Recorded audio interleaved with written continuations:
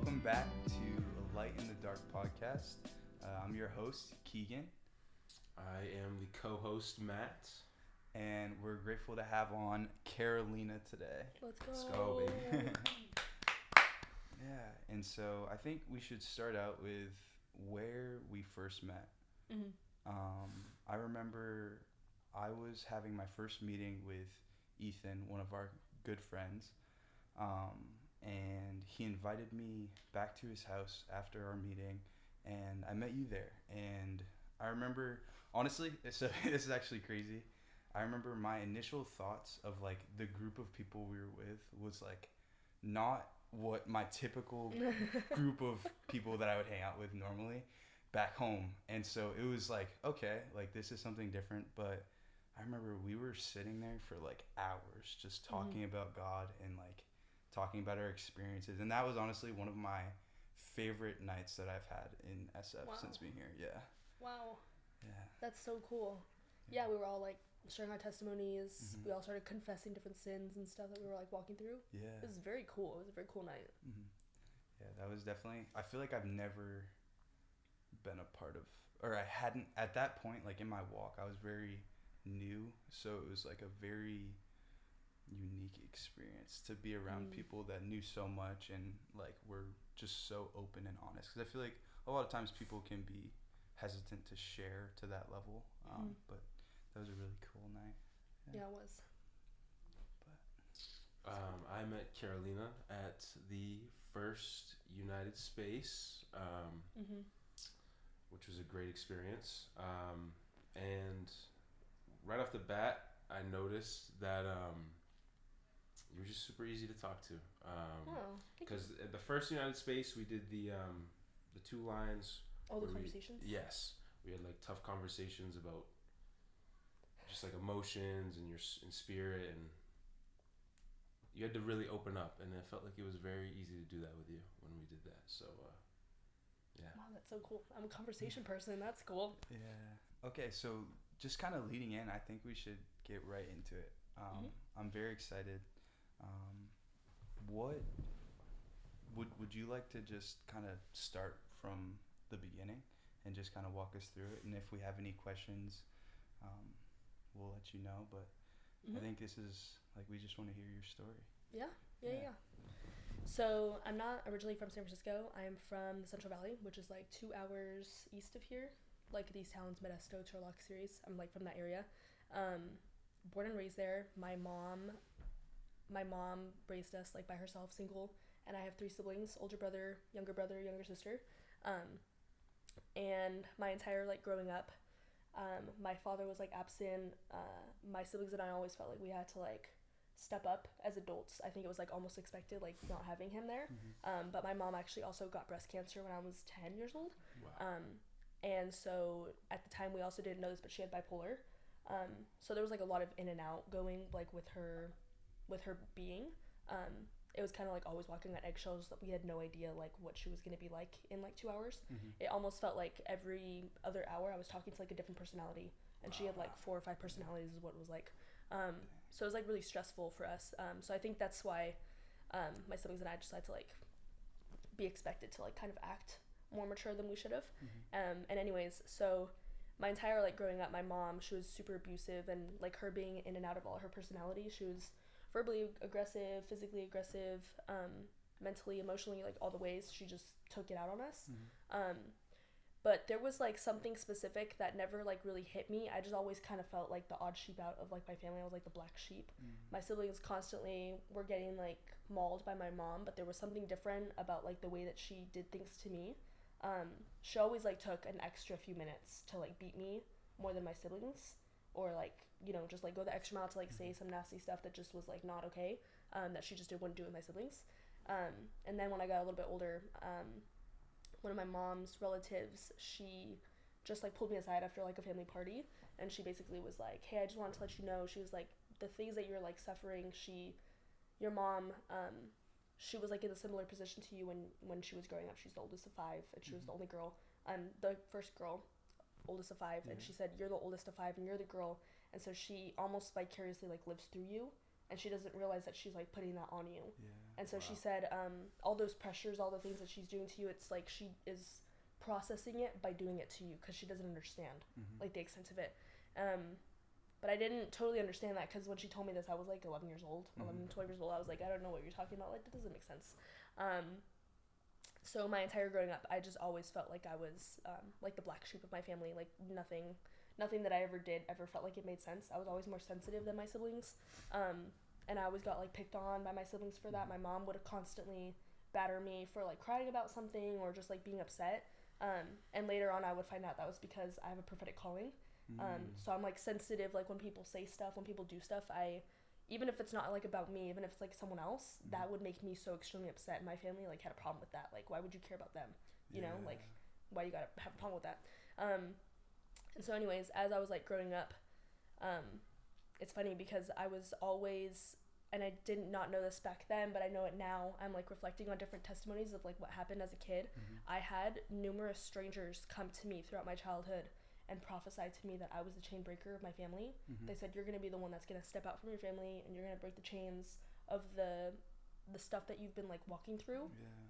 And you're going to like be the one that's going to set your family free. Like God's going to do it through you.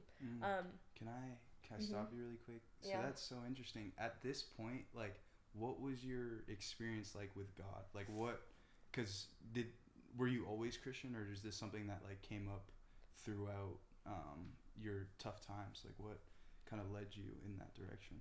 So we grew up in the church. Okay. I grew up in like a church where it was like you could raise your hands up, you know, like it was charismatic in that way, but it was like very limited. Like after that, I never really heard people speak in tongues. Like I heard some people speak in tongues, but I didn't understand it.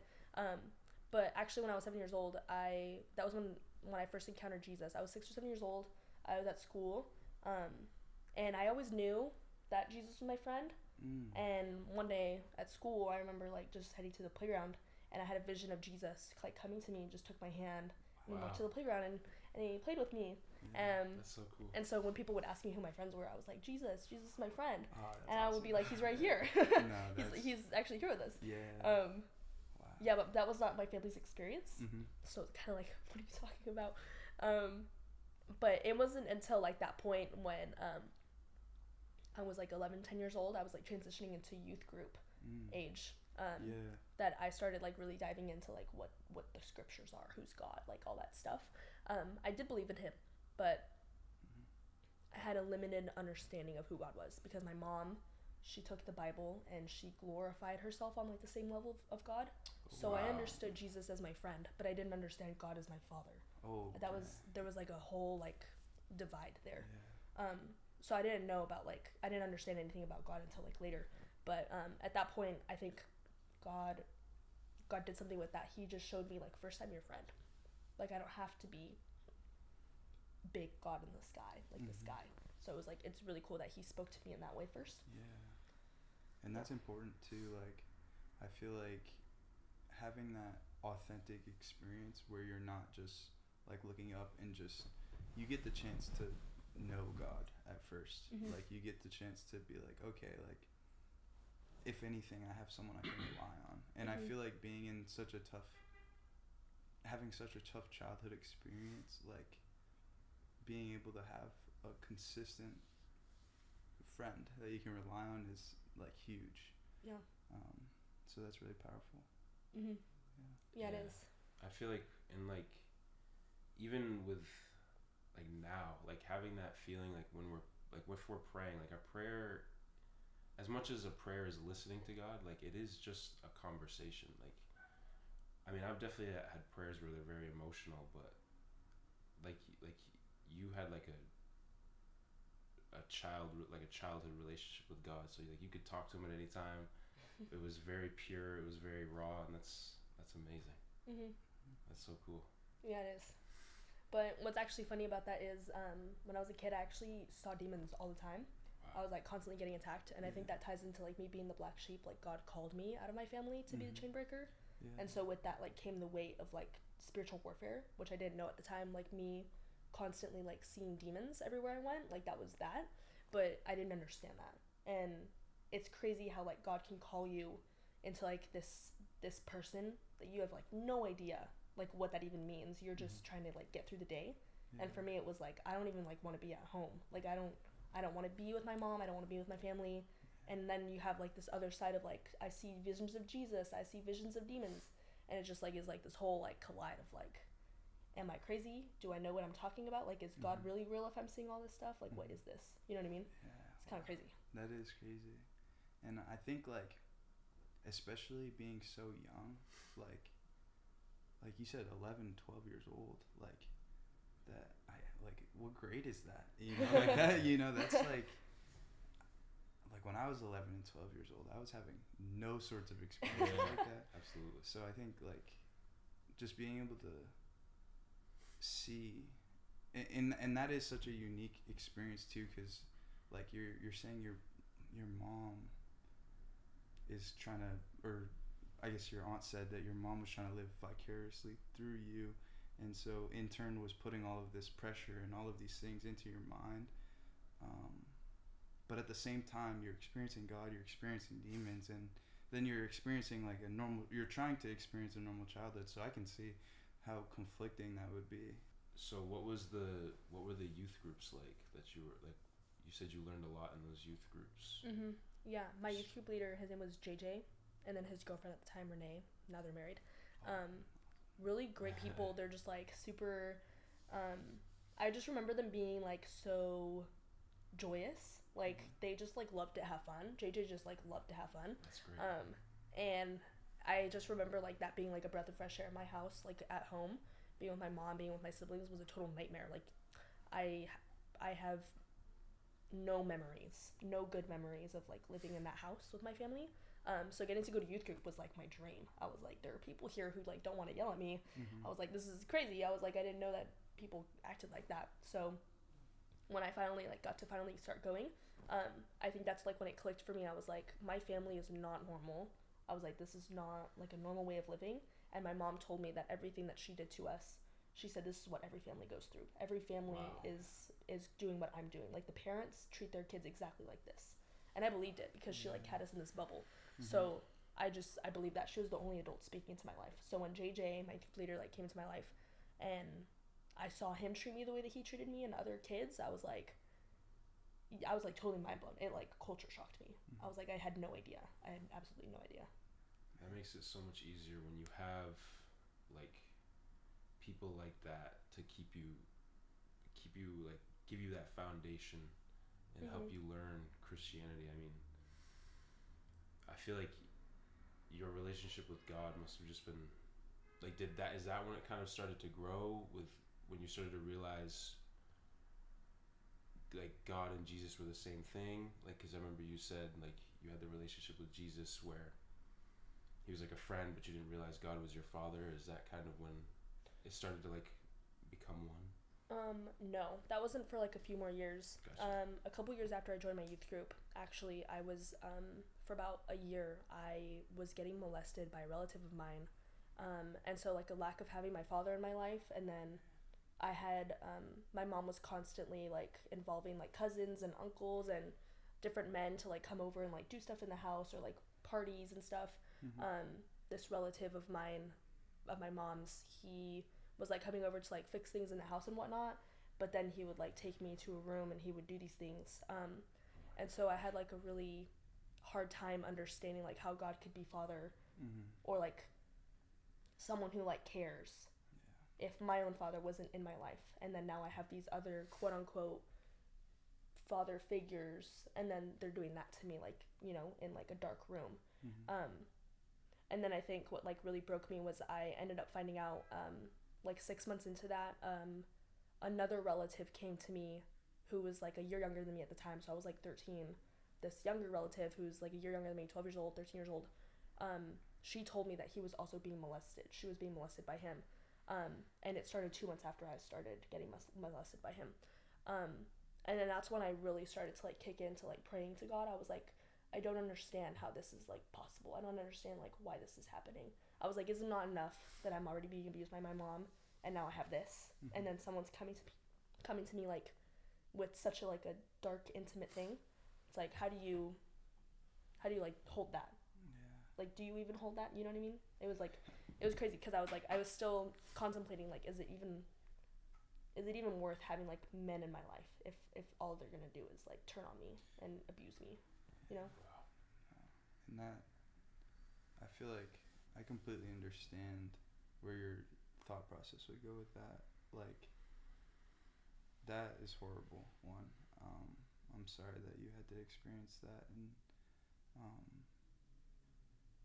like speaking about like men, like shaping this idea of God, and I definitely like because my father also wasn't in my life, and so I think that when I first came to God, it was like, I didn't know how to have a father. Like, I didn't know what a father looked like in my life. So, like, how can, like you're saying, like, how can this God fit that mold, fit that identity of father if your father doesn't exist? And then these men that come into your life that are supposed to be providing you with this sort of insight, like,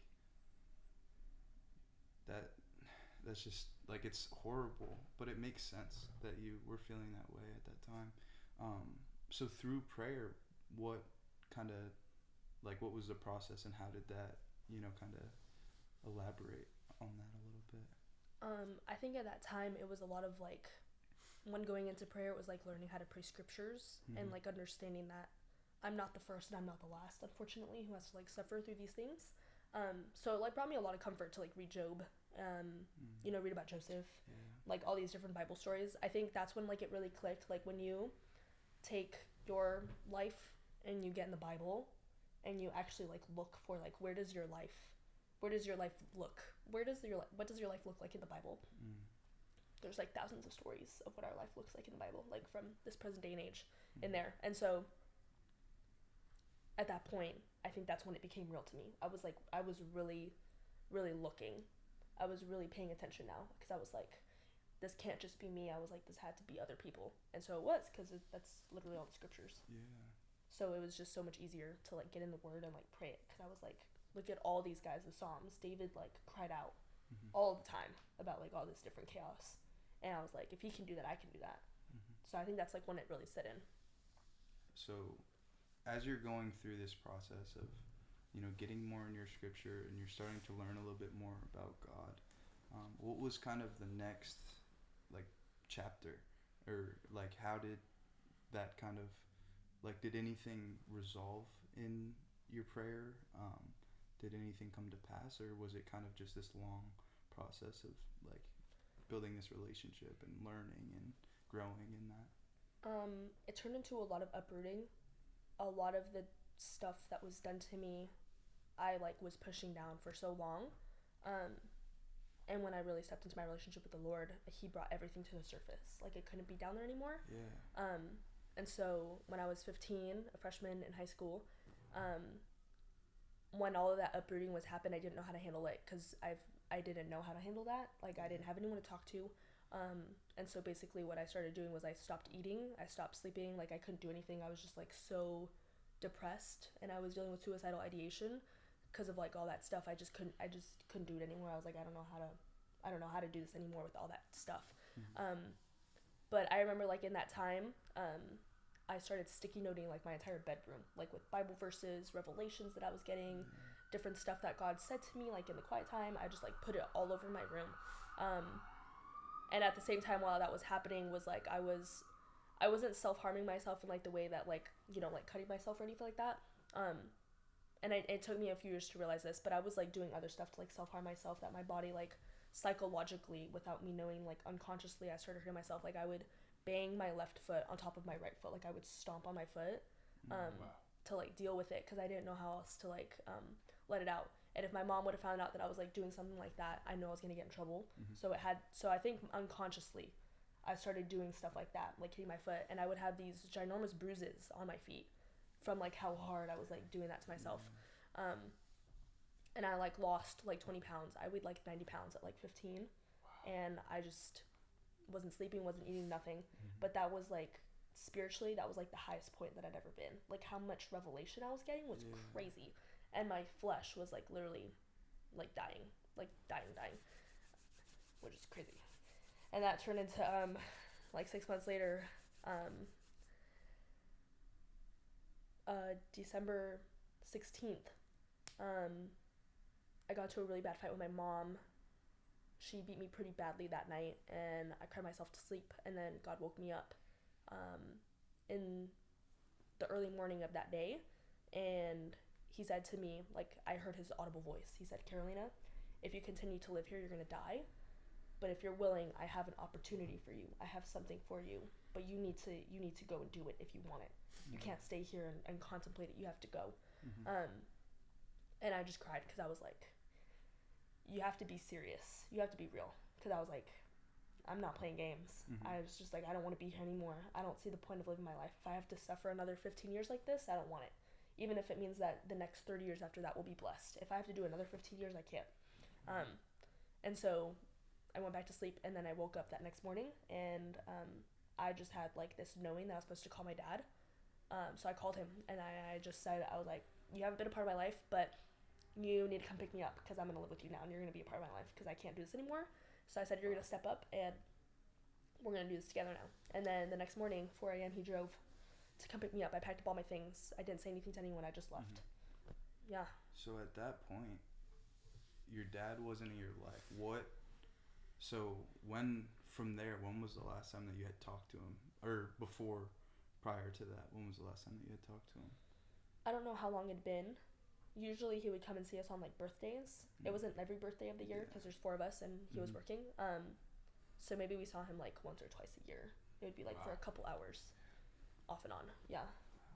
And so he could just like hear the seriousness and the tone in your voice. That was just like he knew he had to do it. That's wow.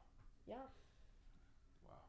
Yeah, I think it's also like it's a testament of the God that we serve, right? Like that he would come and meet you and save you audibly, like come to you and speak to you, and like that's your lived experience, like that really happened, and that is so like surreal and awesome. And it's crazy that you asked the night before, like, you have to be serious, you have to do this, like you have to give me an out, and he gave it to you. That is crazy from a source that like wasn't consistent in your life either. Like that is crazy. That's so crazy. And so so your dad comes and he picks you up, and then what's next? I spent like a week and a half, this like the week and a half before Christmas of 2018, and I just like hung out with a bunch of family that I probably only saw like a handful of times throughout my life. And I just like got to know them, and it was really cool because I got to like hang out with all my cousins, and we're all like teenagers, and so we all like got to go out in San Francisco, go get food, and just like be a teenager. And I was just like, this is crazy, like I didn't know teenagers could do this. I was like, this is so crazy. So it felt very freeing, but I remember I was also like super culture shocked. Like my mom really like did keep us in a bubble. Like when I saw how people like talk to each other on the street, and like how you could like be at a restaurant and like do what you're doing, I was like, everywhere I went I just didn't even say anything because I was like so in shock. I didn't have words. I was like, I live here now. I was like, these are the people that I like live around. I was like, and they talk like this, they act like this. I was like, that's so crazy. Awesome. That's amazing. Yeah. So was your dad's side of the family like religious at all? Like were they Christians? So my dad's parents actually are pastors, or were pastors. They have a church called Templo de Fe. It's actually like a block away from Reality Church. It's a Spanish church. Yeah. Oh, that is so awesome. Yeah, my grandfather started that church. Irizarry, super love my grandfather. So they're believers. I'm not sure where my dad is at in his faith, but all of his siblings are believers. One of my uncles is a missionary in Cuba. So my dad's side is like pretty heavily involved in the body and the church and believers, but not all of them are. But like the ones who are, they're like there. Yeah. So not only were you like getting this freeing feeling of like living a normal life, you were like your faith must have elevated as well, like because you're surrounded by so many more strongly devoted Christians. That's amazing. Yeah, I feel pretty blessed for how God ordained that. Like the family that I was raised up with was not believers, and then the family that I got to step into here in San Francisco are believers, and That's God beautiful. just like opened that door for me. That's so beautiful. Yeah. So you are experiencing this whole new lifestyle, and you're taking it all in. And so going into something new, like having just experienced God audibly, like you must have been for sure like, okay, like this God that I've been like posting sticky notes on the wall, like this is real. And so what, like how does your relationship grow? I feel like it must have grown immensely from that experience, but then continuing that relationship, what did that look like? It looked like therapy. I got a lot of therapy. Mm-hmm. There was I had no doubt that God can like work through my life, work through my family, but I didn't like understand the capacity of that. Mm-hmm. And I think sometimes like God gives us science and He gives us therapy and He gives us like creative outlets, and all those He can use to reach us. And so at that point in time, I started doing art therapy and then verbal therapy and just all this different stuff. And God used every therapist that I had at that time to like really speak life over me. Nobody of my therapists that I ever spoke to, I was always very like firm. I was like, I believe in God, and I was like, whatever you say, I don't want to hear any of your nonsense about like you can't be healed from this, or you have to like go and do this. I was like, no, I don't believe that. I was like, I know God can like do this through me. If I've come this far and He can do this, I was like, I don't want to hear about your chakra nonsense. So so it was really cool because every therapist just like received it, and they were all my therapists were like pretty much in like that spiritual stuff, but they all like heard me out about God. So that like baffled me because I was like, that's not a regular experience for a lot of Christians, I think. So while getting therapy, I started attending a church here in San Francisco, City Life Church. One of my uncles went there with his wife, and I got involved with the youth group, and it was really cool because God just started highlighting different leaders who like took me under their wings and started taking care of me, and a lot of them stepped up as like leaders in my life and like spiritual mothers, spiritual fathers, and it was just so different because it was like they don't know me, but now I have these people who like love God, love Jesus. They don't know me, but they're showing up for me. And so that was when I think like there was a switch about love from God. And again, it's like God will use anything and everything to like reach us. And so now having like these adults come into my life from the church and therapists, it was like God knows. God knows. And I don't have to like doubt, like I could just I used my discernment, I used the wisdom He gave me, and He wanted to use those people. And so yeah, the next couple of years was just like that, just like letting Him use whoever He wanted to speak to me. But yeah, God was like, I could do anything through anyone, and He used them. And so I got so much healing, tremendous healing through those couple of years with those people, which was really cool.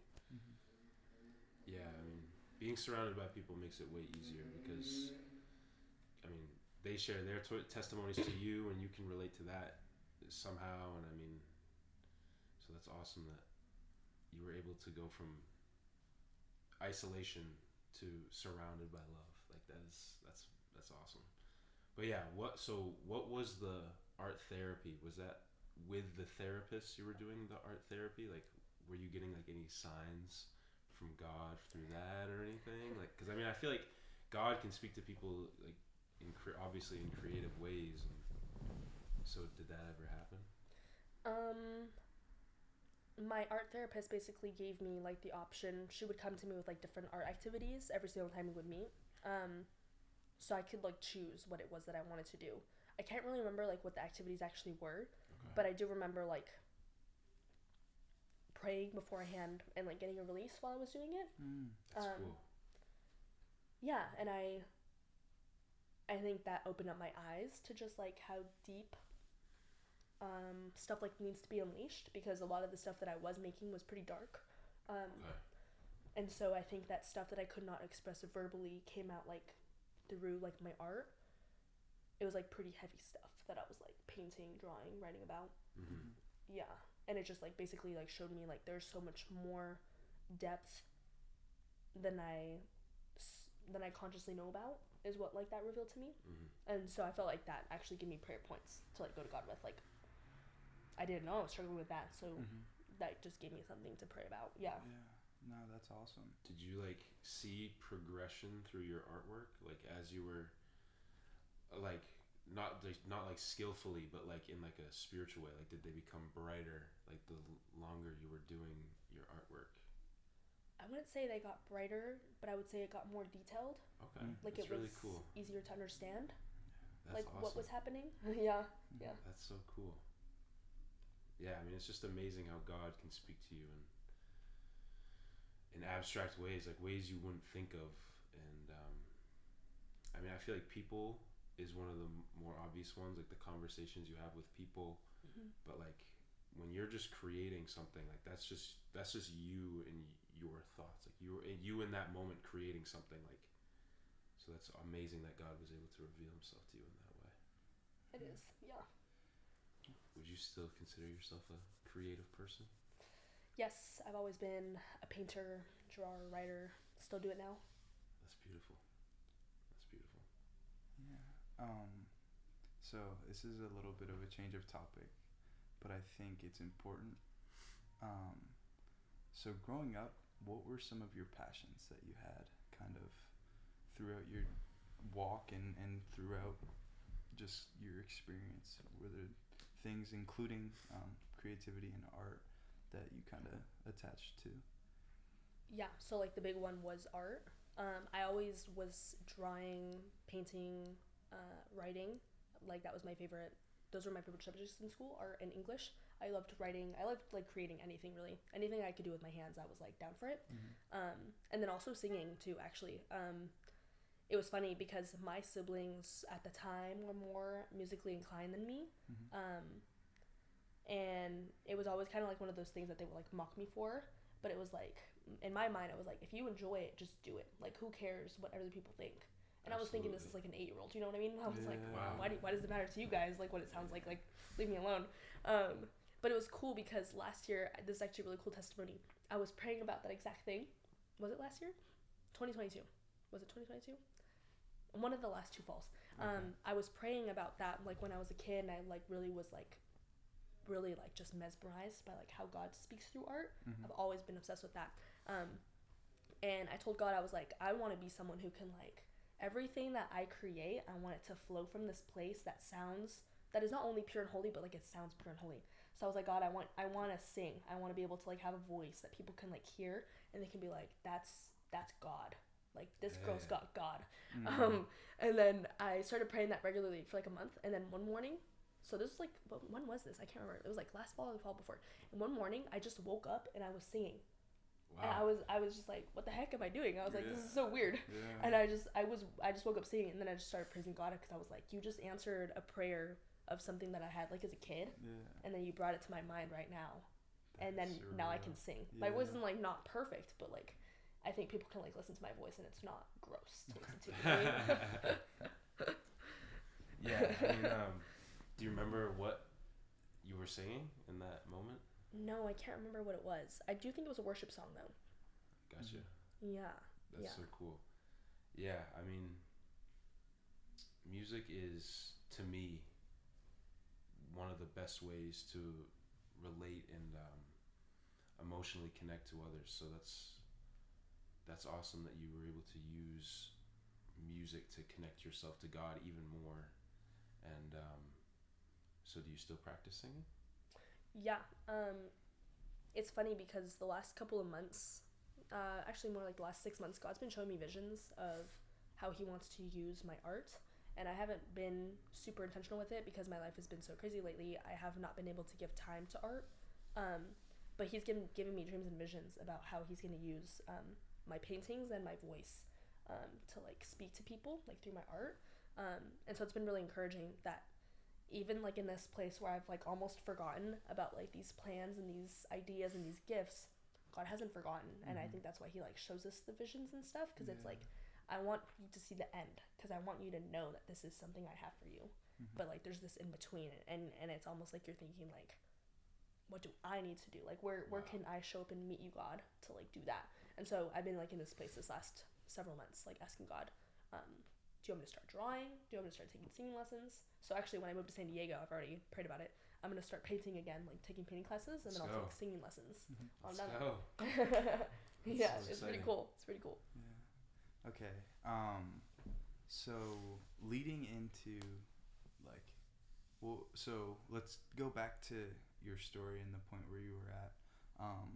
So you were getting involved in the church again at a new church. Mm-hmm. So from there, what kind of happened, and how did your relationship with God grow, and what was like the journey from there? I think I was at that church from 2019 to like mid 2020.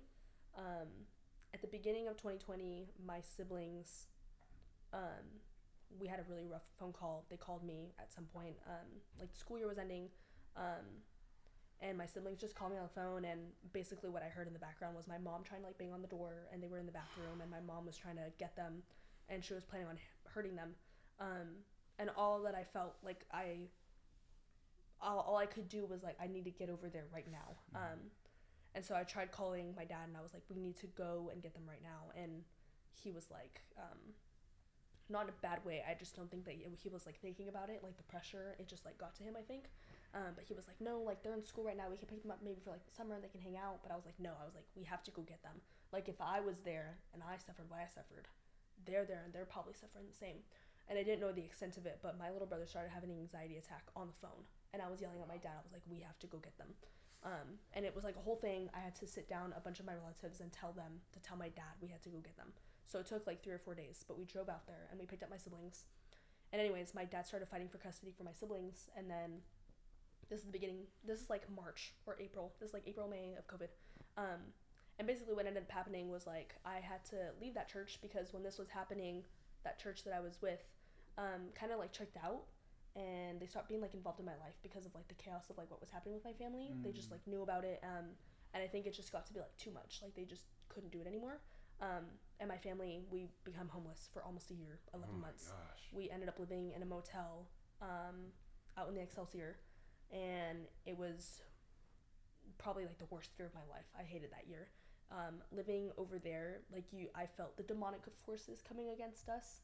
And it was like we had no idea how long it was going to take for us to get housing. And at that time, my dad was also struggling with kidney issues. He was going to the doctors all the time, and I was working like 2 jobs, 3 jobs.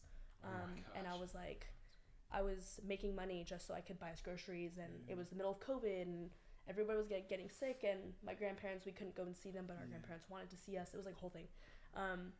But it just felt like I had a ton of pressure on me. And I was just praying to God. I was like, please get me out of here. Like, I don't want to be here anymore. I don't understand why I'm still here. And I had been trying to move out at that point. I graduated high school early.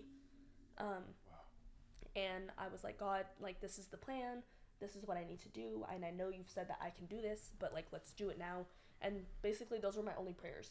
And so like looking back on it, I could see how that was really selfish. I knew that God was telling me like I needed to be a light for my family at that point. But it was just so much easier to like just leave, and I just wanted to leave. But God was telling me like you need to be patient. Like I have work that I'm doing right now with your family through you, and so you just need to trust that. And so anyways, it was like a lot of crying, a lot of fighting with my family. My dad constantly kept sitting me down with conversations like can you actually like get out of here? Like, do you think you're gonna make it? It was just like felt very daunting. Like he was asking me these questions. I was like, I don't know if I can, but I need to try. So it's just like really heart to hearts with him, and then a hard heart to hearts with God. And so I think that was like a very pillar moment of like learning about my prayers shouldn't only just be one way, going back to like that conversation thing. Like it needs to be a conversation with God. You need to like hear what he has to say. And again, also just like praying should not just be about us. Like it is about other people, and it's about praying about God's glory. And at that point I was struggling to pray about God's glory and other people. I was only thinking about myself. But he used it, so. Yeah, I think that's a really interesting point. I think that especially like I remember my first like prayers when I was first saved was like, because I felt like I experienced God's presence, and then it was like, God, show me your presence again. Like, I want to feel you, God. At this sermon, God, speak to me. And it was like everything I was going into, it was like, God, do this for me, do this for me, do this for me.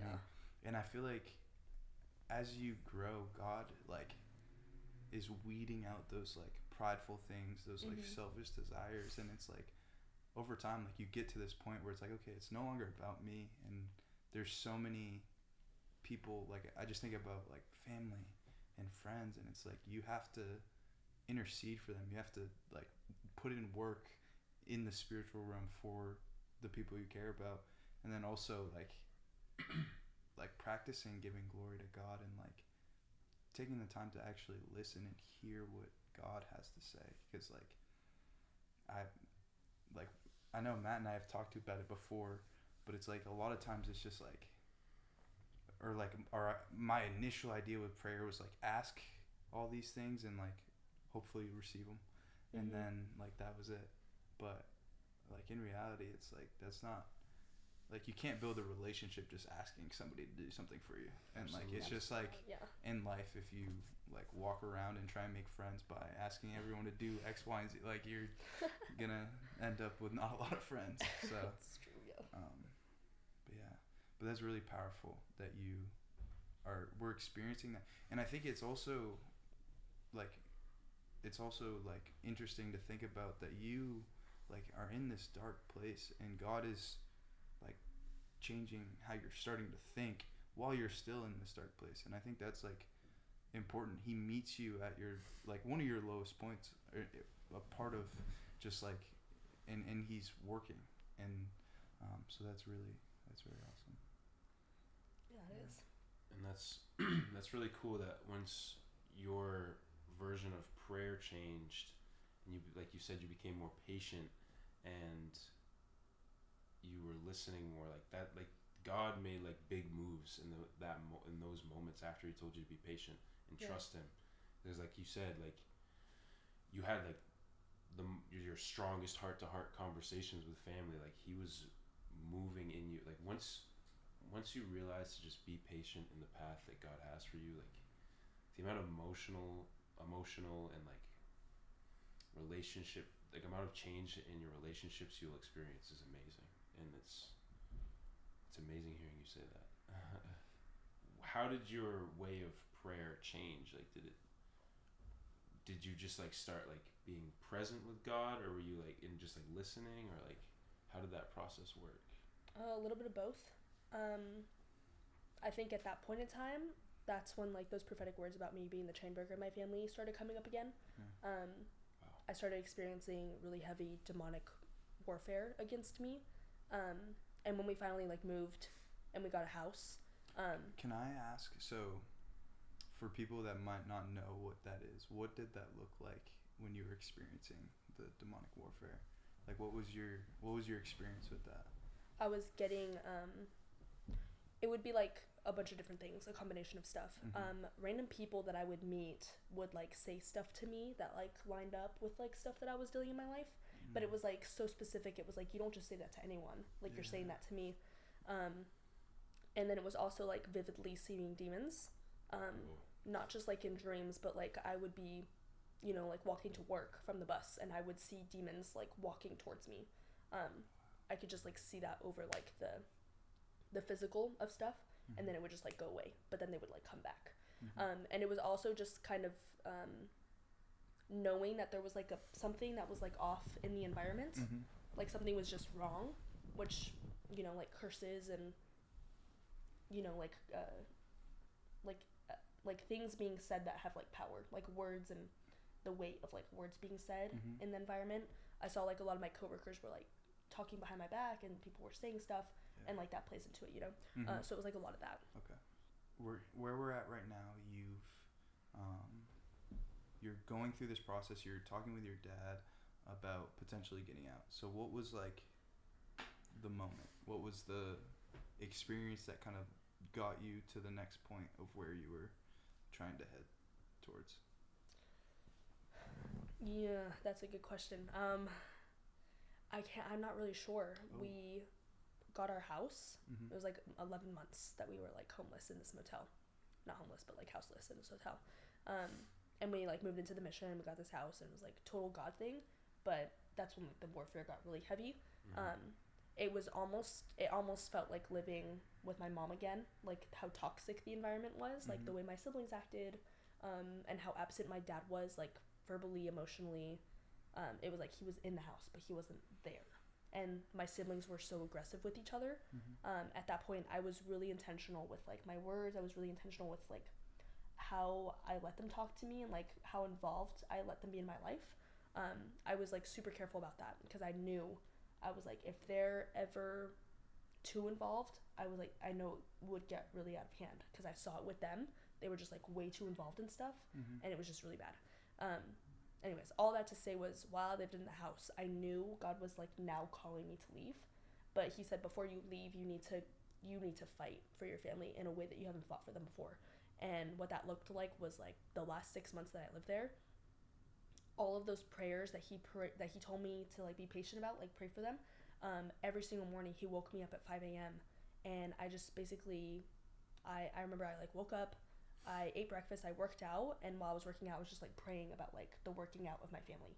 I was like, this is physical, but this is also spiritual. Like they need the workout too. That's really cool. Yeah, and then I would go into intercession for like an hour and a half. God would give me prayer points to like pray for my family before they were even awake. And I would pray over their rooms, plead the blood of Jesus over the house, and then I would pray over myself, like safety for myself.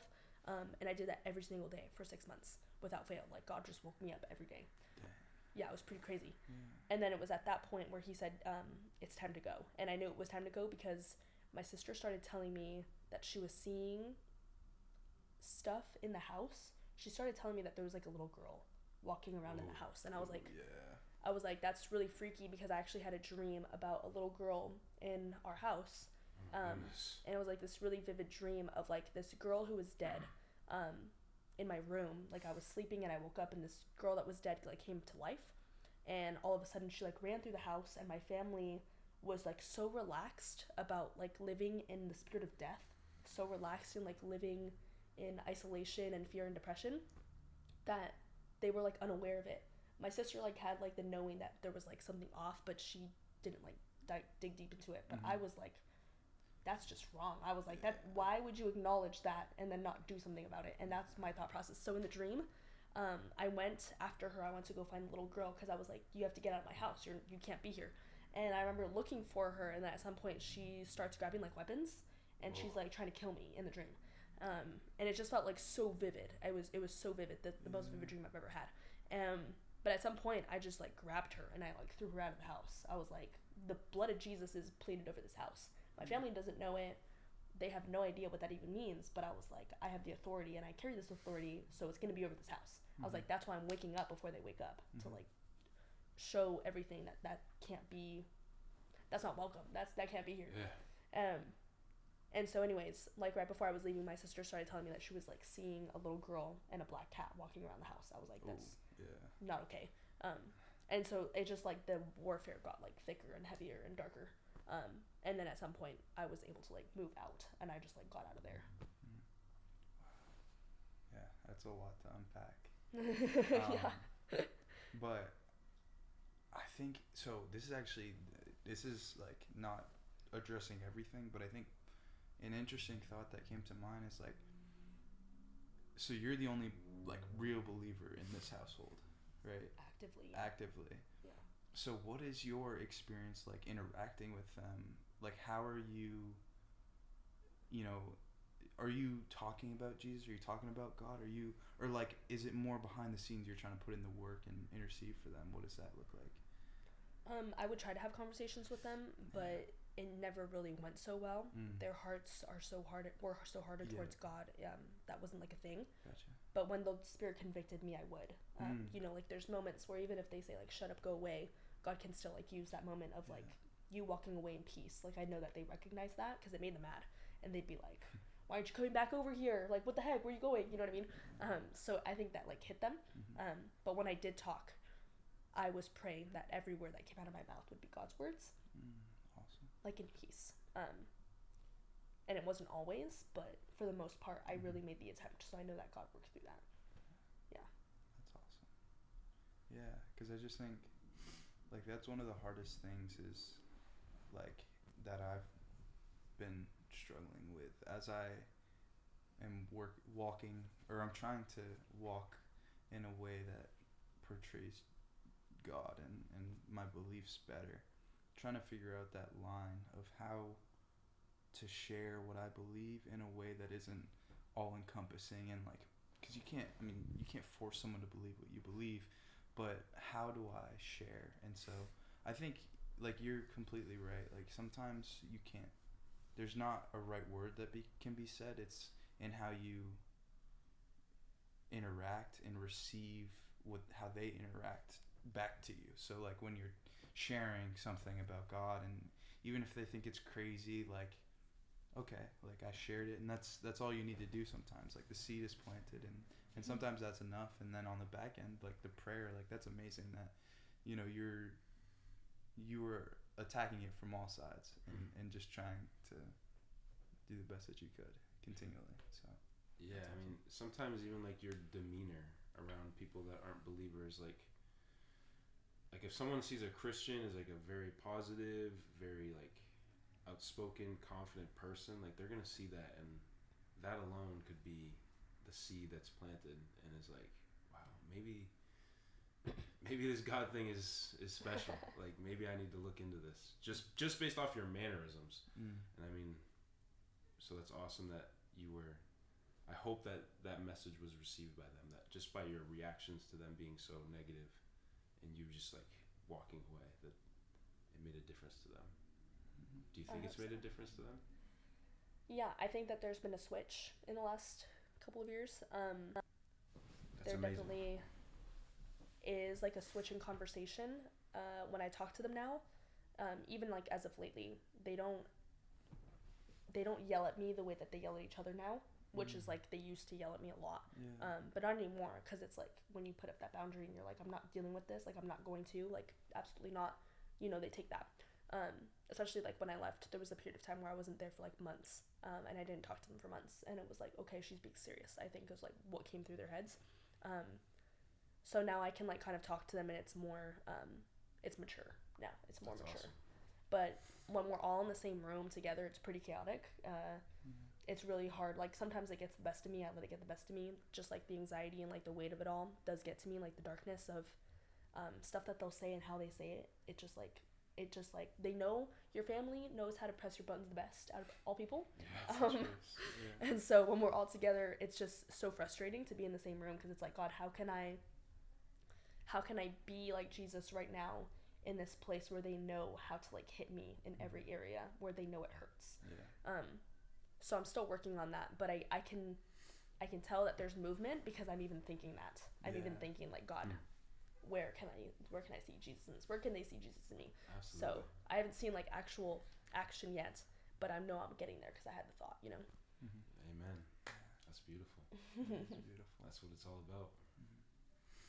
Because I mean, I see that in like my work, like at work, like if I'm like dealing with a customer that's like that's kind of aggravating, like you got to think like you said, like Jesus would be patient with this person right now. So if Jesus can do it, I can do it. So Amen.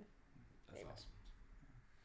All right, so awesome. So you take this step of faith and you leave the situation that you're in. So where did you go, and what was the next steps from there? I stayed with a bunch of different friends from that day that I left up until I think it was like the end of 2022. I stayed in like 5 different places of like different friends that were not my own friends. It was like people that connected me to these different people, and they just like hosted me. I started calling myself the SF missionary backpacker, because I was just like moving from like place to place. But it was kind of crazy because God called me to leave my job. And this was like my first workforce job. Like I was a development and associate. Wow. I was a development operations associate for a nonprofit. And God was like, yeah, it's time to close up and leave. Like I don't want you there anymore. And it was pretty crazy because I was like, I have no money. I don't know what I'm gonna do. Like that doesn't make any sense, God. Like why would you do this? But it was really like a season of God saying, like, I need you to learn what it means to step out in faith. I need you to learn what it means to have faith. Like, what is the foundation of faith? And so that season of, like, going from place to place, which I'm actually about to step out of right now. So it's been, I think, a year and a half now. No job, no income, no job, no stable housing. I haven't had any of that for like the last year and a half. So I've Wow. and I was thinking about it yesterday. I've stayed at probably like 60 to 70 places in the last year and a half. Isn't that crazy? Yeah. Wow. And God provided every day. He provided Yeah. food every day. He provided the money when I needed it. And I even got the opportunity to like go and take trips to go visit family across the country. I got to go to Gen Z for Jesus in LA, and like God provided all this for free for me. But it was like an actual like act of faith of just like going into intercession. Like, God, I don't know how you're gonna do it, but you just gotta do it because I have things to do. You know, like you just gotta do that. Yeah. Now that reminds me a little bit about our trip out here. Because we literally like we drove out here, and before we left, our family was like, oh, like, you know, like you have to have a place to stay, like, and we were like, we don't have, we couldn't find it. We were like how do we know if this is real? Like, because you look online, it's like, oh, SF, they'll scam you. Like, you have to see and it was like, all right, well, I don't know what we're doing. We come out here and literally like don't have a place to stay the night we get here, and then like we're praying about it, and we're starting to have subtle doubt, because like you say you trust, but like, do you really trust that he's gonna provide? Like, and it was scary. Yeah. Like, it was, like you said, it was a leap of faith. It was scary. It is scary. But 60 to 70 houses, I don't know if I would have that type of faith. So I applaud you for, you know, being able to really trust what he has for you. So it's funny because God used that time to establish me as a missionary. That was when I realized my calling to live a missional life. And I didn't know if that was missional life, like being called to the nations and, you know, like serving in like the stereotypical way that missionaries are traditionally like put in that picture, or if it was more so like a missional life in terms of like living on mission, on call for God, and like the day to day, like you have a home, you have a family, you have a job, like that kind of way. I had no idea, but I knew at that point God was talking to me about missional living.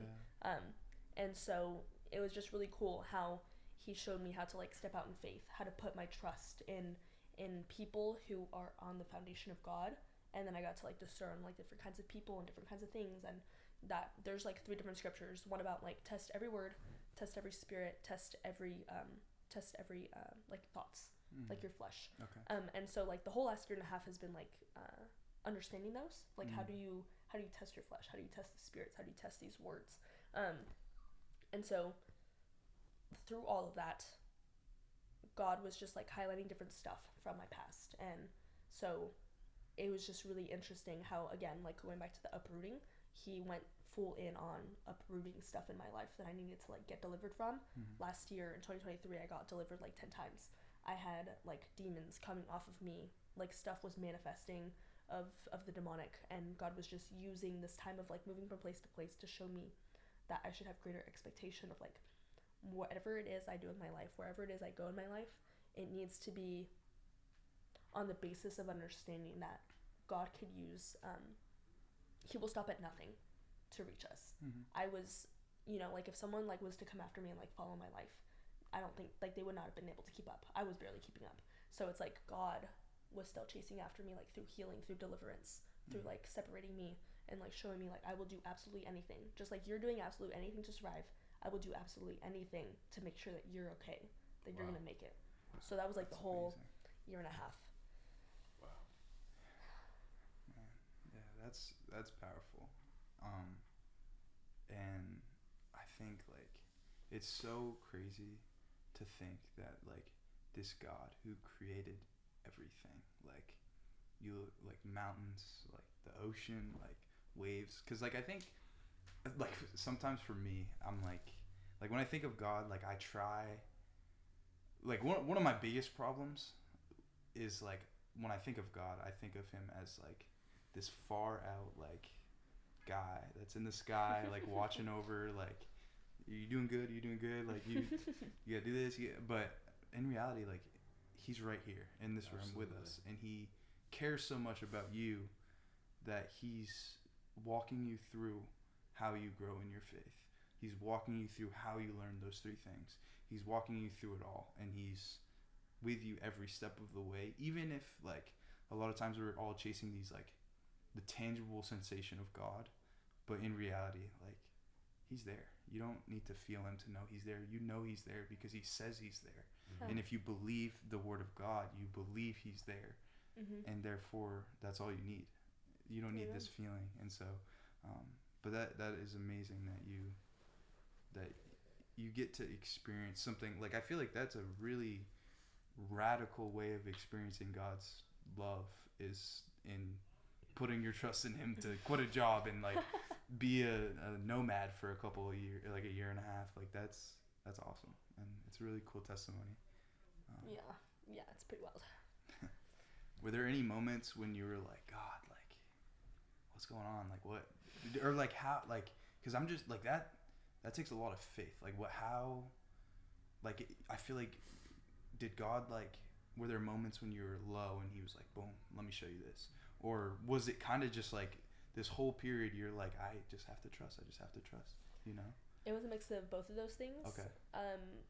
There was some days where I had a place to stay last night, and it's like, I have all my stuff. Where am I going to go right now? It'd be like 8 o'clock. Yeah. Where am I going to go right now? Like, I have no idea.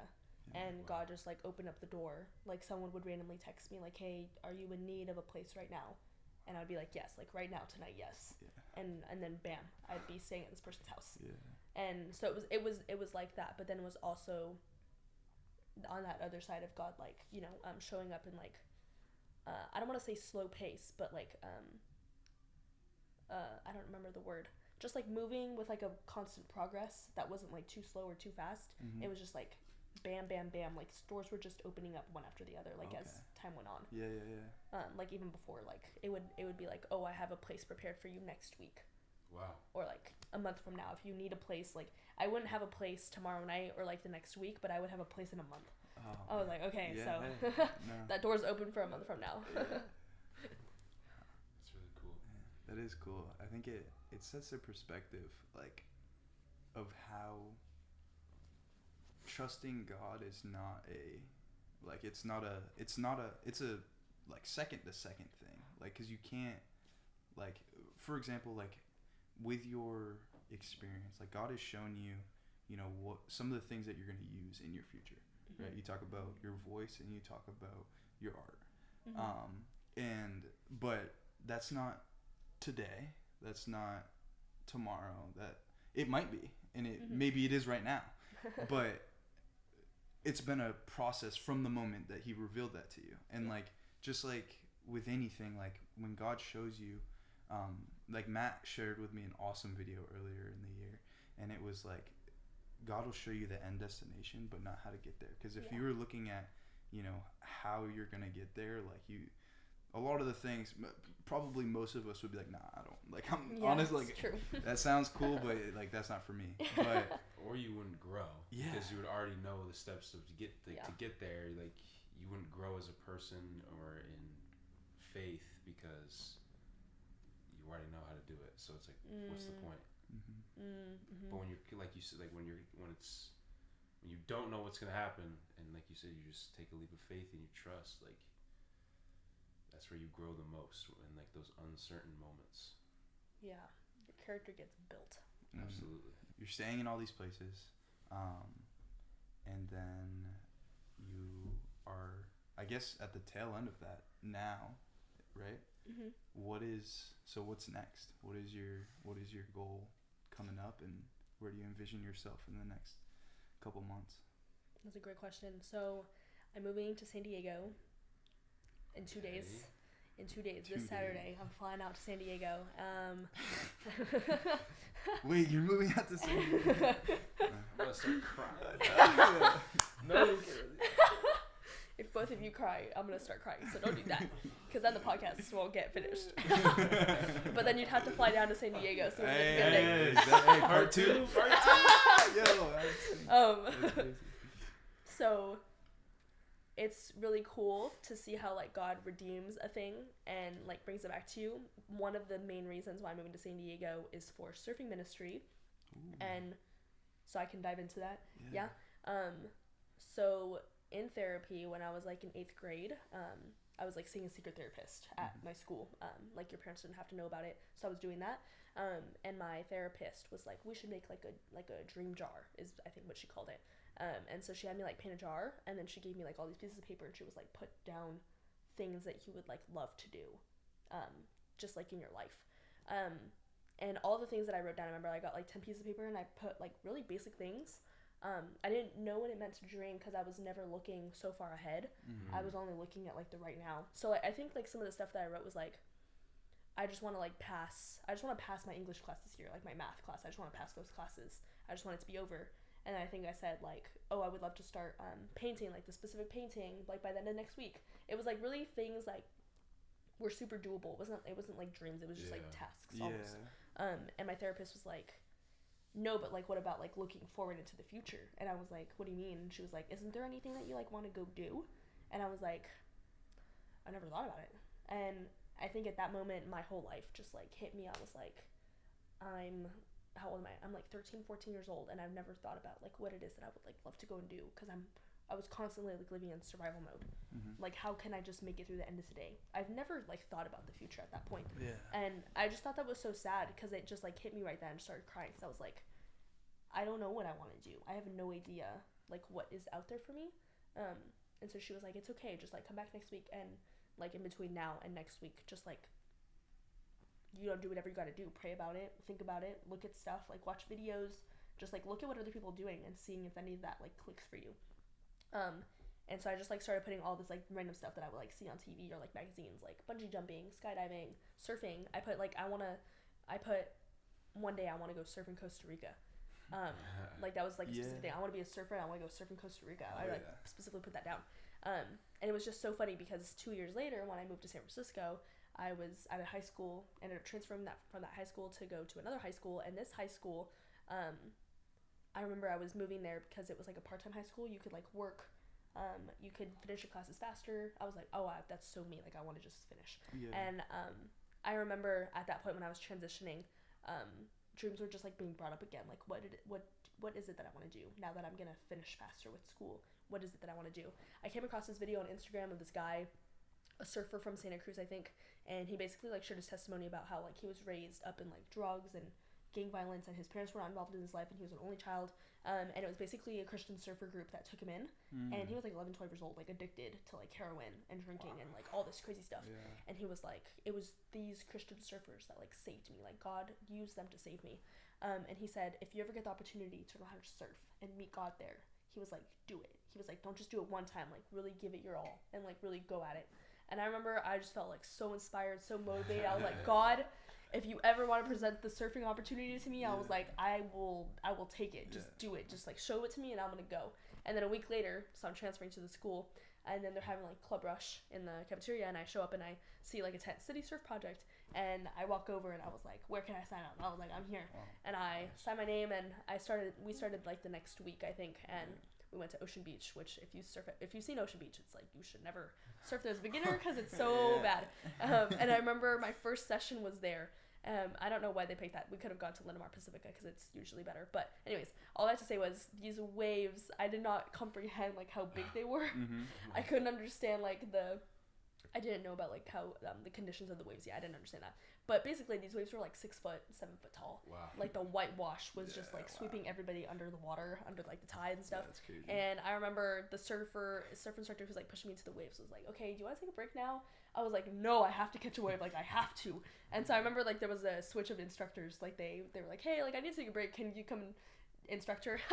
And so they switched, and I just started going at it. I was like praying to God. I was like, you need to let me catch one wave. Just like do me one wave. And I remember I went like 20, 30 times. Wow. And I couldn't catch anything yet. And I was like, God, just like, I want to stand up on the board. I just want to like get one. And then literally right when we were like leaving, they were like literally packing up the stuff and walking off the beach. They were like, you got to get out right now. Like this instructor needs to get out of the water. You need to get out right now. And I was like, no, I have to catch one. I have to. And so I was like, God, this is going to be the one. This is it. So it pushed me into the wave. I'm paddling and then I pop up on the wave and I sat on it for like 3 seconds and I was like, that was it. I was like, glory. This is the glory of God. And then I wiped out and I got hit. My whole life I've been waiting. Exactly, yeah. I was like, this is it, yeah. And so anyways, it just like the whole surfing testimony of like how God used surfing to like speak to me, it just like took off from there. I think it was like a year and a half after I started that, so I was like 16 or 17 years old. There was a day when I went surfing and I was paddling out the back, and I remember just like telling God, like, oh, I really want to like be back in this place where I was first surfing. Like, I felt the glory of you. Like, I was so fixated on you. It didn't matter like what kind of waves they were or like how energized I was, but I was like, I need your fresh awakening to like come over me of revelation of who you are. And at this point, I think for a few months I had been idolizing surfing. I was putting on like the same pedestal, same like level of like where God was. Okay. I was just like glorifying it, idolizing it. And God told me, he said, Carolina, I don't have that for you. I only have myself for you. There's so many beautiful things that, you know, are gorgeous, and they're appealing. But he was like, if I strip back myself, he was like, you're gonna go out there and you're gonna feel nothing because it doesn't fill you, because it's not me. And that just hit me, and I was like, God, I was paddling out the back, right, and I was repenting. I was confessing and repenting right there while I was paddling out the back, and I was like, God, I'm so sorry that I did that. I'm so sorry that I've spent these last few months like intentionally knowing who my God is and turning my face away from you and taking this thing that you created for us to just like partake in your glory. But I've been idolizing it. I've been taking this as like you, but it's not you. And so I repented and I paddled out the back, and then all of a sudden I had this surge of energy.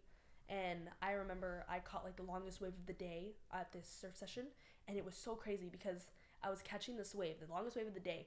I felt like two hands came on my head and like started turning my head, and I was like, that is so freaky. I was like, what the heck is happening right now? I was like, that's weird. And my head just like slammed to the right, and I look over and I have like, I can see Jesus on a longboard.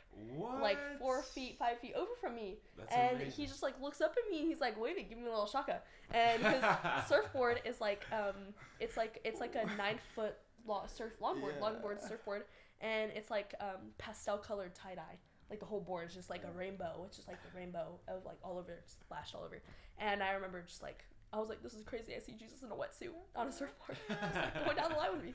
I was like, this is so crazy. That is insane. And then after that, God said to me, he said, Carolina, he was like, this experience that you have had with me out in the water, I want everybody to have this experience. Like, I don't want it to be accustomed to thinking that only one kind of person can experience this, because that's just not true.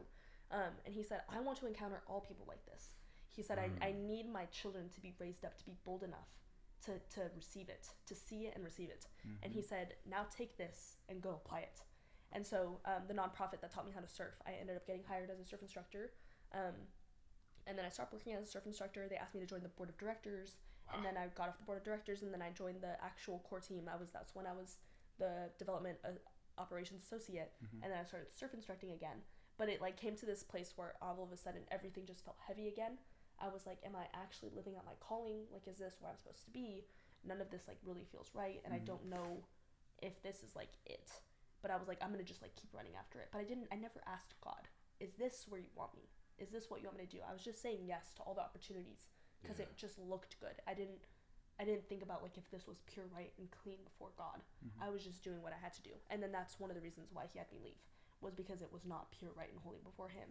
Like, he wanted to use that and make it pure, right, and holy before him, but it wasn't, because I was just saying yes without asking God.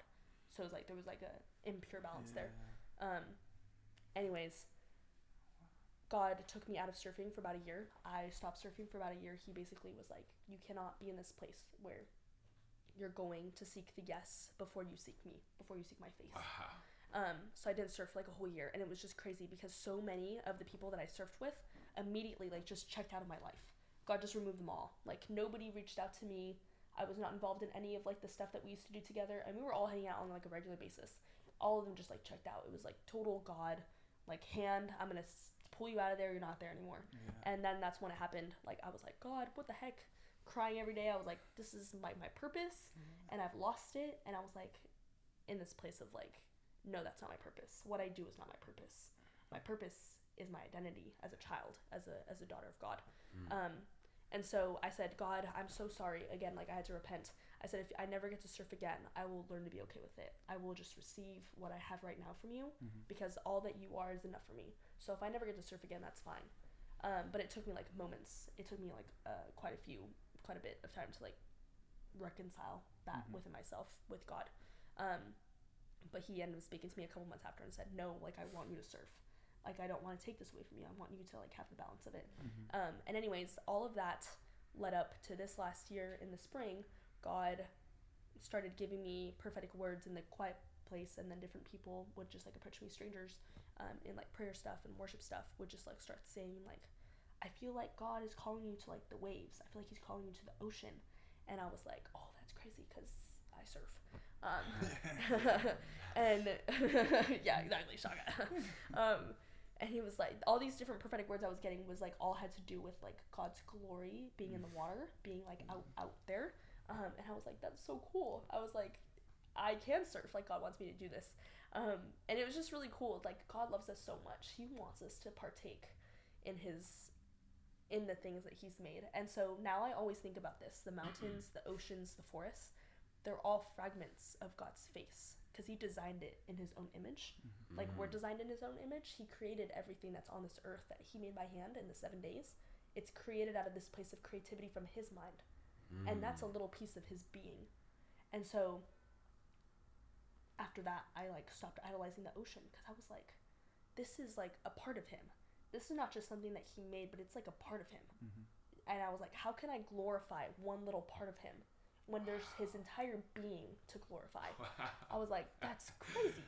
I didn't understand that. That's beautiful.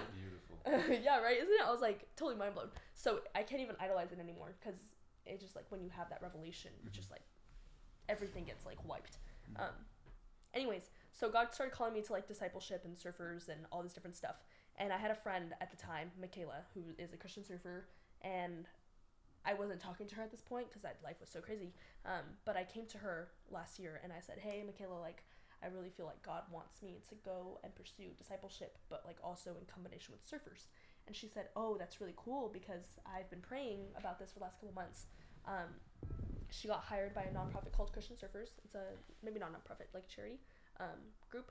And she became the head regional director of all of the Northern California Christian surfer spots that are like here.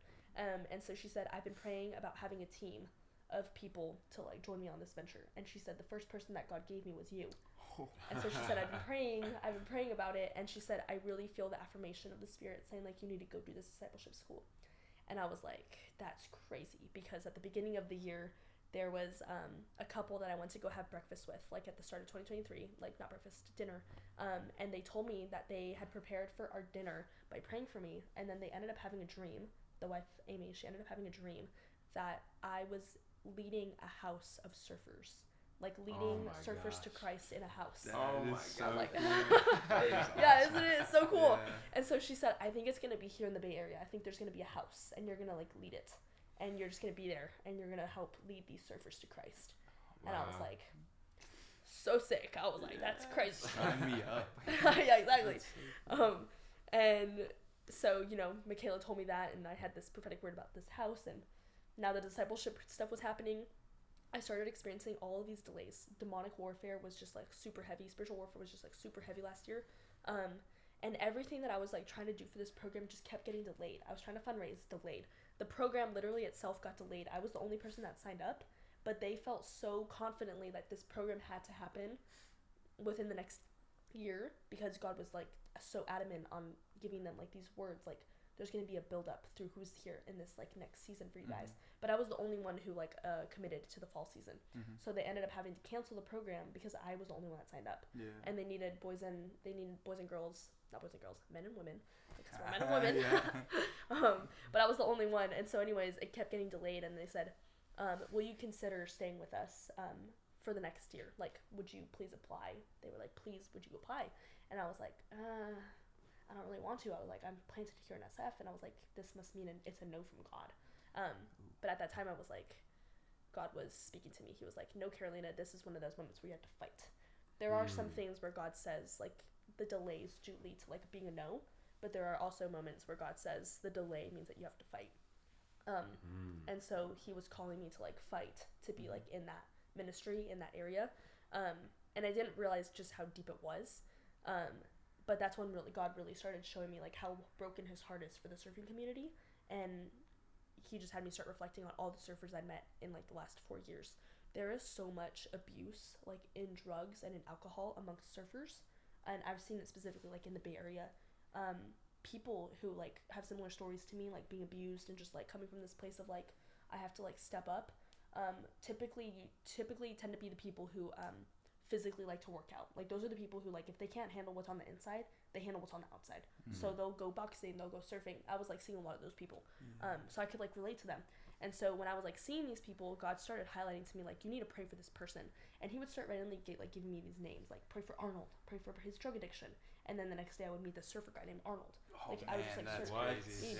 I was just like start That's like surreal. all this intercession God was like giving me. He was like Yeah. showing me these people before I even like knew who they were. That's so cool. Right? That's And awesome. he was just saying like, Carolina, this is one of those things where I can get so much glory from it. I can get all the glory from it, but people don't know that surfing can be used to like see me. And he was like, people can find me in school, they can find me in church, they can find me in their homes, but nobody ever talks about the surfing community.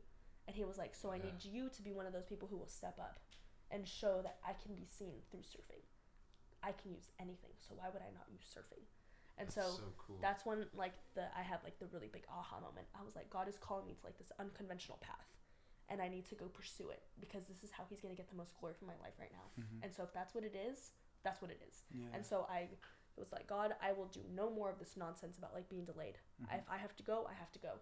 And so I was like, that's it. And then I basically started telling people, I was like, yeah, I can't commit to doing anything with you next year because I don't know if it's actually happening. And then now it's actually happening, and I'll be down there. Let's go. Oh man, Let's go. that's so awesome. Man. First off, I want to say, I could definitely see Jesus being a surfer, dude. He's got the long, beautiful hair. He's just a chill dude. Like, I could definitely see that. I see it too. Like Jesus Revolution, like all the hippies, you know. Exactly. But also, it's cool that I feel like you could really see a difference through your testimony. When you took like the biggest, maybe not the biggest, but the first really big leap of faith you took was leaving your job. And then after that, you could really see God like move in your life like so vibrantly and so explicitly to a point where He's allowing you to work in Him or work through Him in a way that you would aspire to be as a kid, which is just so cool that through the trials and the tribulations that you went through and the leap of faith you went through and the dark moments you went through, having that trust, you were able to see, or you were able to now do something you love for God. Like that's like peak life right there. Like when when it gets to that point, that's how you know you're doing something. So. Yeah, it's true. And what's really cool about that was 2 years ago I got invited to join a service expedition in Costa Rica. And it was like totally free. Like they just took young adults who like had never traveled before to like go on service expeditions, like go travel, go see stuff, go meet people, go eat food. And it was like one of those things, and it was cool because I plan on staying there for an extra 2 weeks after the service expedition. I was like, I'm paying for it, I'm just gonna go. Like I've always wanted to travel, so I went to go do that. And I'd already been surfing at this point, and I was like already really strong in my faith. And the entire time I was there, I think I shared my testimony like 10 or 15 times with people, like the entire month. And then I got to share the gospel like 8 times over the course of the month. And it was just so cool, like how God showed me like in that place where that was when I realized my call to like being a missionary. Like it felt established now. Like that was the eye-opening moment, like the awakening, like it happened there. And so anyways, the last 2 weeks that I was there, I got super sick from like, I don't even know what, but I got super sick, and I still was like, I'm gonna go surf. Like I'm gonna go surf. Like this is Costa Rica. Like surfing is here. So I remember I went to like go surf, and I just had the greatest time. And it wasn't until like 2 months later where I came across that jar that my therapist had me write, and like all those like little papers, and I was like looking through it, and I pumped them all out, and I couldn't even remember like what I wrote on these papers because it's been so long. And then I think one of the first ones that I pulled out was I wrote, one day I'm gonna surf in Costa Rica. And I totally was like, that is, I started crying. I just like broke down. I was like, God planned that. God planned that. Like I went and I surfed in Costa Rica. I was like, that's crazy. That's the best. Like he just did that. That's the best. And I totally forgot about that dream. I totally forgot about wanting to go do that. But God didn't forget. God did not forget. He ordained it. Like He divinely appointed the time, the place, the people, and it happened. Yeah. Wow. That's amazing. Yeah, that really is so powerful, and like to see like God's hand from the beginning. Like it says in the Word that He was with you when he formed you in the womb. And so like throughout every point of your journey, whether you know it or not, God is there. Yeah. And so like hearing something like that, it's so evident. Like I mean, you can't deny you wrote a note, put it in the jar, and you open the jar and God. Like that's just so amazing, and that's so powerful to hear. So looking back, just kind of going through your testimony, is there any areas where you feel like God has redeemed, some of your experience and used it for good now? And what does that look like in your process? Because you had a lot of traumatic experiences and you've been through some very tough times. How has that changed or turned around, or have you reflected on that since? Yeah, I've actually been thinking a lot about that lately, just stepping into the new year and making this big transition to move to San Diego and go pursue ministry full time. Something that keeps like coming up to my mind just like these last couple weeks of how much I've shared my testimony, and like even being here sharing my testimony, God has just been showing me like the power of my voice. Growing up, I was told that nothing I said or nothing I did would ever amount to much, and my mom used to always tell me, like growing up, she would always tell me like, the love that I give you will be all that you will ever get to receive. Like this is the most you will ever get to like have. Wow. And so she said you should be expectant that this is all that it'll like amount to. And so she was always like, yes, your words have power, but it's never gonna get you that far. And like hearing them as a kid and like you're in a bubble and that's the only voice that you're speaking to your life, it's like everything becomes like detrimental. Everything is like nothing and everything all at the same time is like makes all the sense and like no the sense. And so like to an extent like our words only can go so far, but then on the other hand our words are super powerful. And so I've been seeing that like even with God giving me a voice to like sing now, and we're all called to praise God with our voices. We're all called to testify. We're all called to share the gospel. And how do we do that? By word of mouth. That's how we share about God and how we love him and how he loves us. And it's just really cool because of all of the prophetic words that I've gotten over my life. All of it has tied back to my voice. All of it has tied back to the authority that I have in my identity through my voice with God. And it's really cool because even like in the last couple of months, I've gotten really crazy prophecies from people saying that I'm gonna go and reach tens of thousands. I'm gonna go and reach like millions with my testimonies and my stories and all this different stuff. And God's been showing me visions of that. And of course, it's not real until it's actually happening. But even just to like think that there was like a place where God can take like this girl who was broken, beaten, abused, and used, and told that I was like nothing more than what I was at that point at my lowest of lows, that I could not be anything more than that. And then now God will put me like even here on a podcast to like say like I am more than enough because of Jesus. I don't need to have anyone else's voices speaking into my voice except for God's. It's definitely like more weighty and it has more emphasis when people who are humans like come to you and encourage you, but like you don't need that. All you need is God's voice to tell you how powerful your voice is. And it's just funny because like even like the last 3 months my voice has been like physically getting attacked by the enemy. I've been dealing with like sore throats nonstop. I've been dealing with coughs nonstop.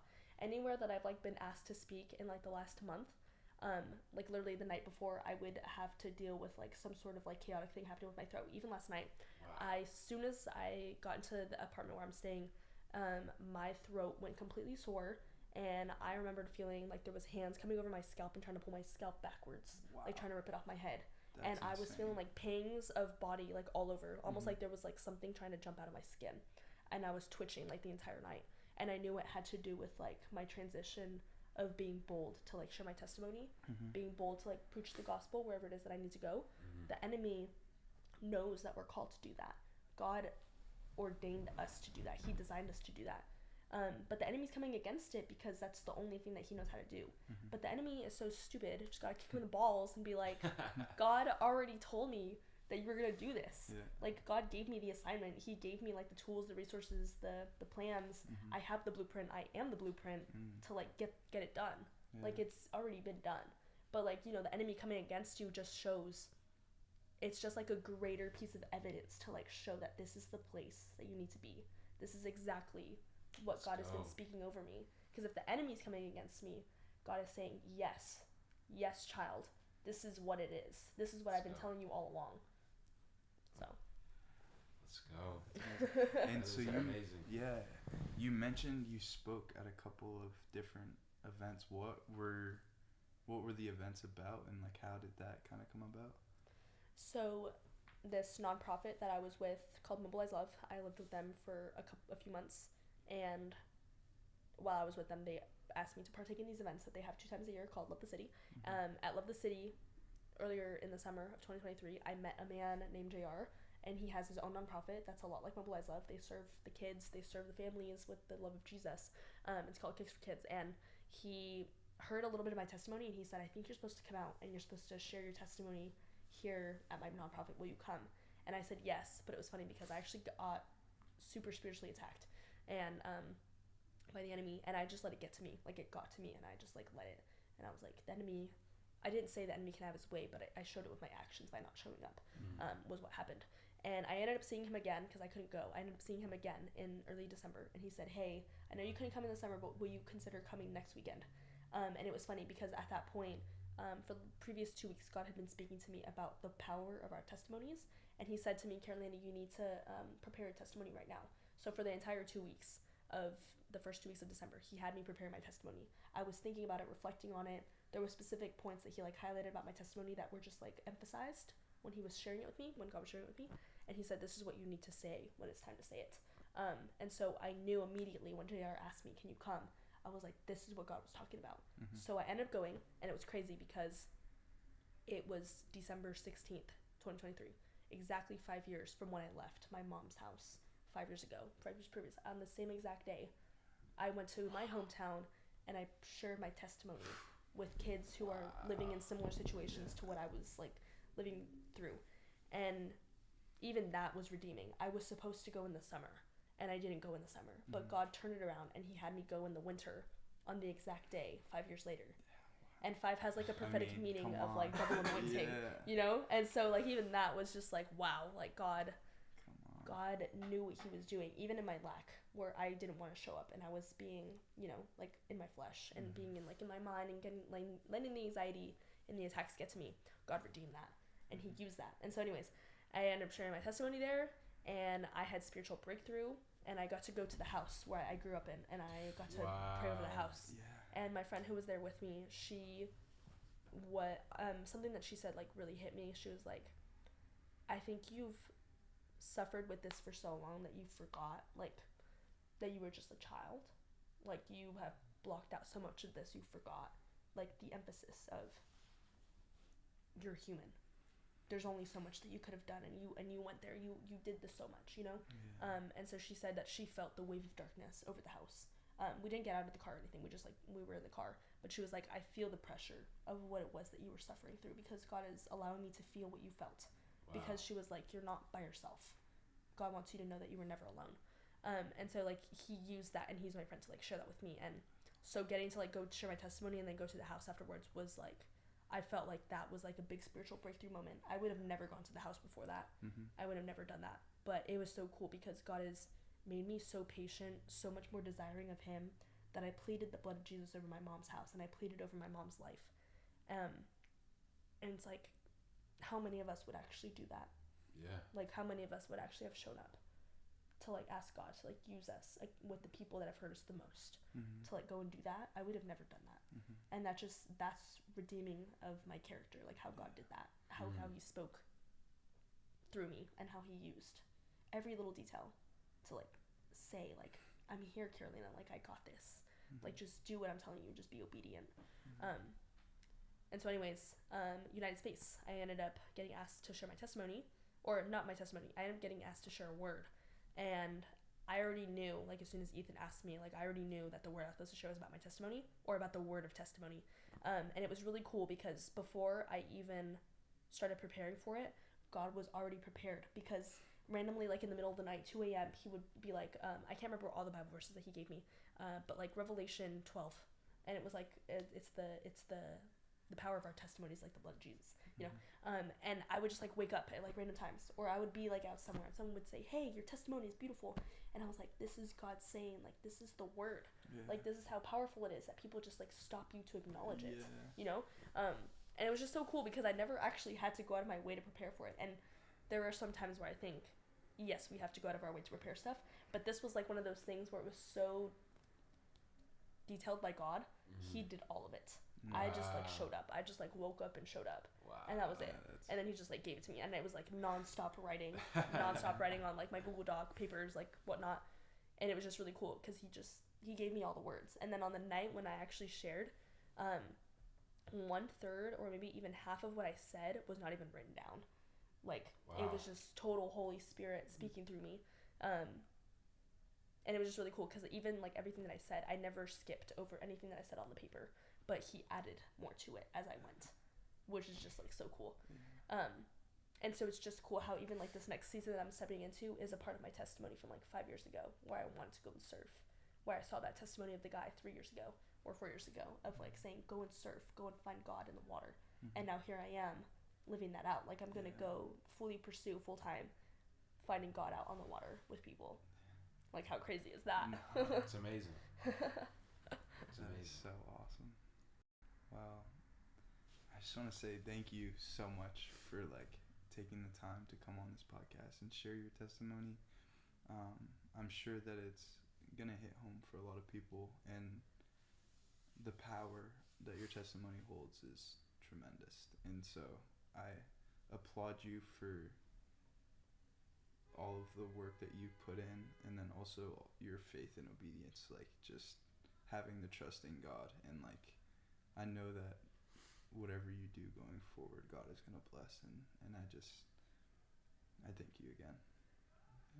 Thank you. Yeah, I want to say, first off, the forgiveness that you showed to your mother and the house that you were raised in is uncanny. Like, that is amazing.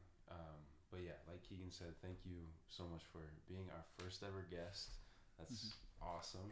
And thank you for being so open and honest. Like, I feel like those are very heavy stories, and I'm glad that you've come to a place where you can share them through God working in you and growing your strength. But yeah, thank you for being so open, and thank you for sharing. Thank you, guys. Of course. This is so cool that, you know, in a world that we live in where some stories are almost like deemed as too much, I'm really glad that I can do it with you guys, and in this place where I know God's going to take it so far, and it's going to be used to the absolute highest of highs to just reveal God himself through people who don't even know us. It's just going to be so cool to like hear even the testimonies that come out of this. Like, I can't even imagine. Like, I already have great expectation for this one episode, but like the whole podcast, like, just I can't even fathom what God will do through that. So that's gonna be really cool. Yeah, we're definitely excited. And thank you guys for watching. Carolina, one quick question. Yes. What if you could say one thing to the people watching? What would you say? Let me ask the Spirit. I would say daily ask for revelation of the cross. Daily ask for revelation of Jesus on the cross. Everything that we suffer and everything that we get to go do in the light of glory of God, like in this place of just feeling so excited, on both sides of the spectrum, you need to know that Jesus is the foundation, the cross, the blood is everything over all of this. So seek that daily. Amen. Yeah, thank you. That's amazing. Yeah. Oh, man.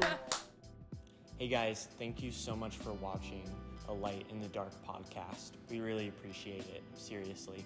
If you're interested in following along with Carolina's journey, you can go down below and follow her on Instagram. And if you want to be part of her newsletter, then DM her your email address on there. If you want to consider supporting Carolina financially as she is living a missional lifestyle, we're going to include her payment info down below, ways that you can give, and I know that she would really, really appreciate it. But that's it for today, guys. Thank you so much for watching. Be blessed.